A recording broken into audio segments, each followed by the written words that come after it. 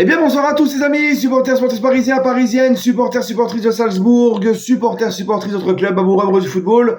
Bienvenue à vous. On se retrouve pour le débrief à chaud de la victoire en Ligue des Champions du Paris Saint-Germain, 3-0 à Salzbourg pour le compte de la 6e journée.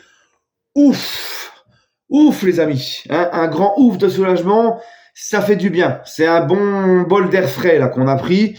Ça fait du bien les amis. Ça fait du bien parce que c'était un match entre guillemets cadeau, comme j'avais dit dans l'avant-match.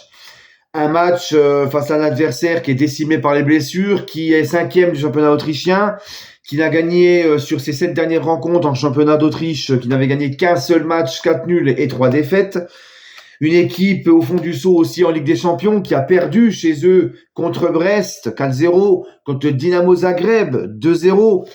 Donc, tu te disais, il faut absolument s'imposer. C'est un match cadeau et c'est un match qui peut te permettre, et je pense que c'est ce qui peut se passer, un match qui peut te permettre de relancer la machine et reprendre confiance. Voilà, notamment devant les cages, on va y revenir. Donc, on a fait le job. On a fait le job. Alors, c'est vrai, encore une fois, c'est un adversaire faible, mais on connaît le PSG. On connaît le PSG, ok ? Donc voilà, on était là au début de match à se poser la question, est-ce qu'on va vraiment réussir à pouvoir battre un tel adversaire aussi faible? Et oui, on s'est tous posé la question. Donc c'est pour ça qu'on est content qu'on ait fait le job. On se rappelle quand même que contre le PSV, tu ne le fais pas le job au parc. Contre l'Atlético, tu ne le fais pas le job non plus. T'es lamentable. T'es lamentable devant les cages et tu perds un match que tu dois au moins faire match nul et ne pas le perdre. Contre Gironne, t'es à deux doigts de pas le faire le job parce qu'à la dernière seconde, t'as un but venu du ciel, c'est un miracle. Bref. Donc là, on a fait le job et on l'a bien fait. Et je suis content. Content d'un PSG qui a pris ce match au sérieux. Alors, il y a certains moments, notamment en deuxième mi-temps, où ça ronronnait au lieu d'essayer de tuer le match. Tu vois, on a senti un PSG qui essaie de ronronner un petit peu. Ça m'avait un peu gonflé, puis je me disais, purée, si on ne tue pas le match, tu vois, je vois déjà le scénario, là. On tue pas le match et on se prend un coup de pied arrêté ou une contre-attaque ou quoi, un vieux but tout cramoise ou un penalty dans la fin de match et on fait un match nul et là, c'est bon, tu rends les arbres, c'est terminé, faut plus rien croire. Faut plus croire à rien dans cette poule. Mais non, on a breaké et on a mis le 3e. Voilà les amis. Dans ce match, il y a quand même beaucoup de choses positives à retenir. Déjà le fait que on a mis 3 buts dans un match, c'est autant de buts que sur les 5 autres rencontres. Nos premiers buts à l'extérieur cette saison en Ligue des Champions. Et un PSG qui retrouve un peu plus quand même de finition devant les cages, et je pense que ça peut aussi les relancer, les remettre en confiance et les débloquer psychologiquement. Voilà, ça fait du bien aux têtes. Ça et surtout, enfin, parce que nos attaquants n'avaient pas encore mis un seul but cette saison en Ligue des Champions. Ton attaquant qui est de retour, qu'on a tous demandé que ça nous ferait du bien qu'il revienne, Gonzalo Ramos, qui ouvre le score et qui te libère après avoir fait un gros loupé juste avant. Alors, juste avant le but de Ramos, quand il y a encore 0-0, tu as des occasions et tu rates. Et là, tu te dis, ça y est, ça recommence. Mais Ramos se rattrape. Ramos marque un vrai but de neuf, un vrai but de renard. Tu vois, c'est ça aussi l'importance d'avoir un neuf. Ce genre d'action, c'est typiquement, ce genre de but, c'est typiquement le but du neuf. Renard des surfaces, qui sent le coup, qui a le nif, comme on dit, et qui la pousse au fond. Je pense que si t'as pas Ramos, ce but-là, tu y a personne pour le mettre au fond. Tu vois, c'est le vrai but de neuf. Ramos qui, en plus, bon, Ramos est sorti à la 65e. C'est tout à fait normal. Il vient de revenir d'une grosse blessure. Il y a un gros calendrier qui arrive. Il l'a fait souffler. Mais Ramos, tout le long du match, voilà, il a pesé sur la défense. Il a été important. Il s'est créé pas mal d'occasions aussi. Il a marqué son but. Donc, je suis très content. Donc, enfin, un attaquant dans cette Ligue des Champions qui marque avec le PSG. Et aussi un deuxième, puisque Désiré Doué, qui rentre justement à la place de Ramos, va nous marquer son premier but de la saison avec le PSG et un très beau but. Voilà. L'autre but est marqué par Nuno Mendes. Donc voilà les amis. Hein, donc 3 points, oh purée, je perds mes mots. Cette fois-ci, c'est moi qui bug. Une efficacité retrouvée, notamment en deuxième mi-temps. T'as 2 tirs de but, quoi. Tu vois, sur le but de Mendes, le but de Désiré Doué. Au-delà de ça, j'ai trouvé un PSG quand même qui a assez bien maîtrisé, qui a bien défendu aussi. Hein, des fois, il y avait Salzbourg qui faisait 2-3 contre-attaques, ça revenait vite derrière défendre. J'ai vu un PSG qui a maîtrisé le match, qui n'a pas paniqué, qui a fait tourner jusqu'à trouver la faille. Un PSG qui s'est encore beaucoup créé d'occasions, parce que c'est vrai qu'on est content. On met 3 buts, on est mieux dans l'efficacité, mais tu peux en mettre le double de buts. Tu peux leur en mettre 5 ou 6 ce soir. Un PSG qui a montré un bon état d'esprit. Voilà, c'est tout ce que j'en demandais pas plus ce soir. Et je pense encore une fois que c'est le genre de match qui peut relancer la machine, où on sentait un petit coup de moins bien du PSG, même en championnat. Hein, tu relances la machine à quelques jours d'un match très très important contre Lyon au Parc en championnat, et ça on y reviendra dans l'avant-match. Je suis très content donc pour Ramos, je suis très content du retour de Lucas Hernandez, c'est un événement, c'est une recrue Lucas Hernandez.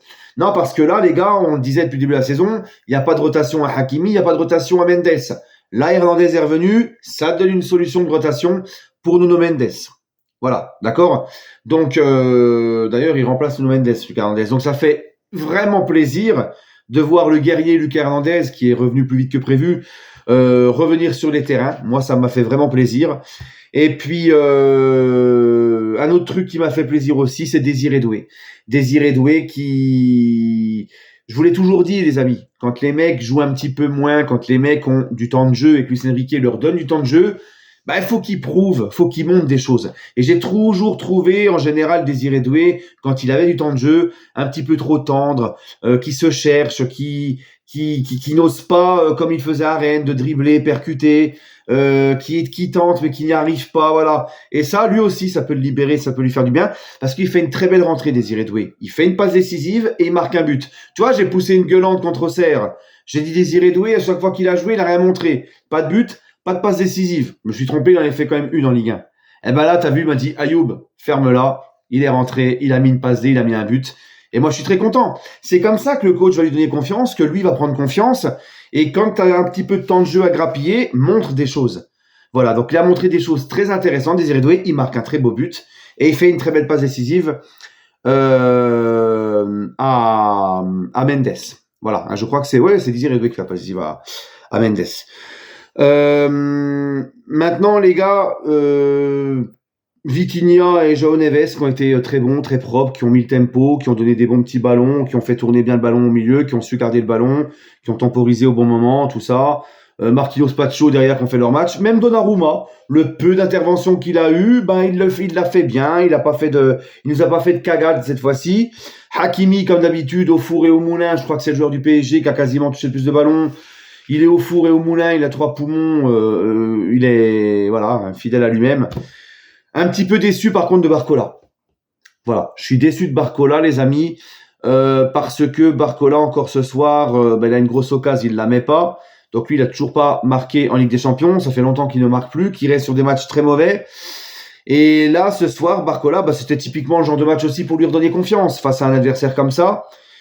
Et j'ai trouvé Barcola des fois un petit peu trop nonchalant dans ses dribbles, beaucoup de pertes de balles. Moi je suis désolé, j'en attends plus de Bradley Barcola qui nous habituait à beaucoup mieux, un petit peu déçu.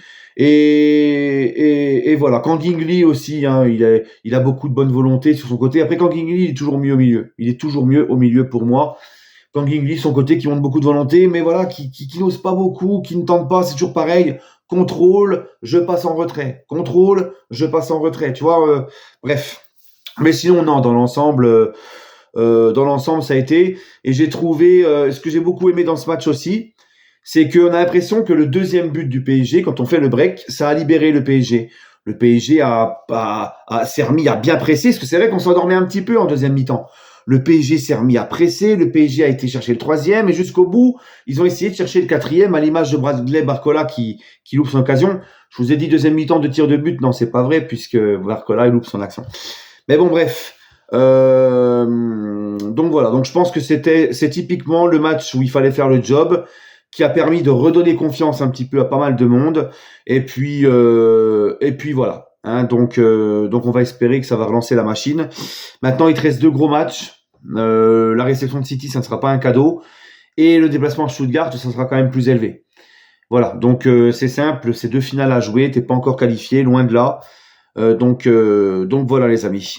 Sinon, qu'est-ce que j'ai à dire de plus? Qu'est-ce que je pourrais dire de plus? Les ultras du PSG, le Cup, on a entendu que ils étaient pratiquement 900, ils ont encore fait une superbe ambiance, ils ont fait le job.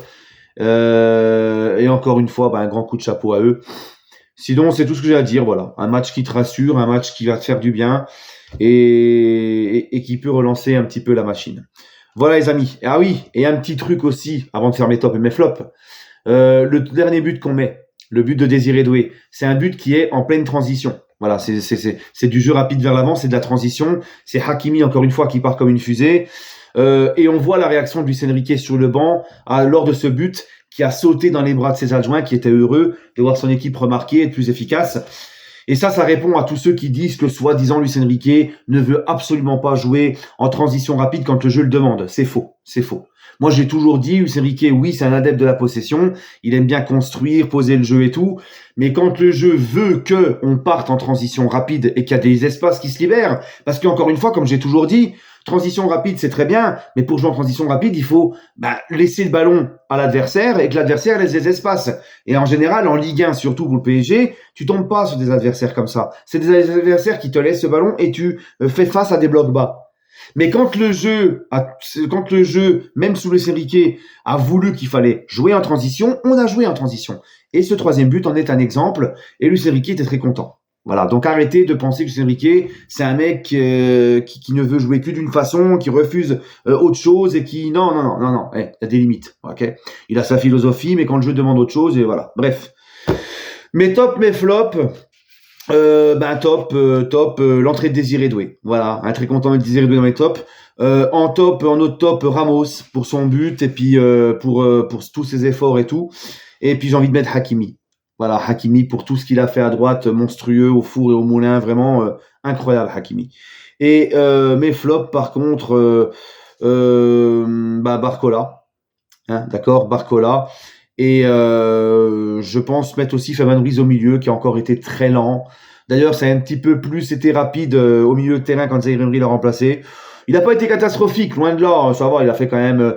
mais bon, j'en attends plus d'un mec comme Fabien Ruiz. Hein, Fabien Ruiz, très peu de... il casse pas les lignes, très peu de prise de risque. Il se passe rien, quoi. Puis c'est très lent, des fois. Beaucoup de passes en retrait, latéral, c'est un petit peu lent. Toujours un petit peu peur de mettre le pied sur les contacts, tout ça. Voilà, c'est tout ce que je mettrais en... Puis peut-être qu'en Gingli, allez. Voilà, pour ce que je vous ai dit tout à l'heure. Voilà les amis, allez, prenez soin de vous et toujours et encore, allez Paris.